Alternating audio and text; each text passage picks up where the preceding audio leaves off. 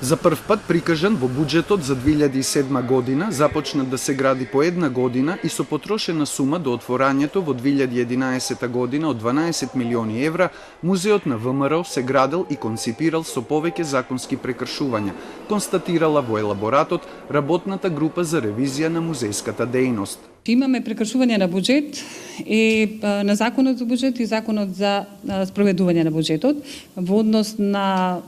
неадекватната позиција со тоа што е токму изградата на овој музеј ставено во дејност музејска и кинотечна. Значи тоа е веќе прекршување на закон на буџет и злоупотреба на пари кои што се наменски и дека се однесуваат на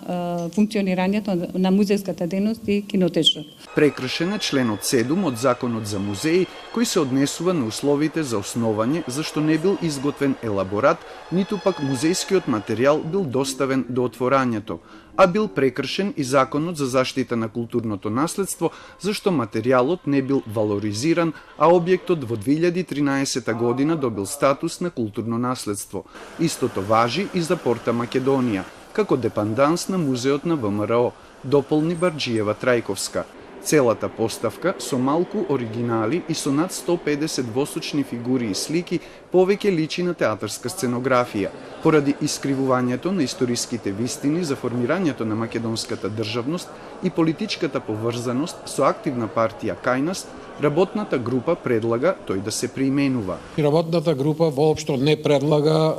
да се затвори сегашниот музеј на македонска борба за државна самостојност, музеј на ВМРО и музеј на жртвите на комунизмот, туку едноставно предлага преименување со скратување на сегашното име на музеот. Работната група до ресорното министерство препорачува да се формира експертска група која ќе изработи нова историска поставка со оригинални документи и предмети, зашто од 13 оделенија, како што рече Литовски, 8 се посветени на историјата на ВМРО, а и во останатите 5 индиректно се зборува за нивните дејци.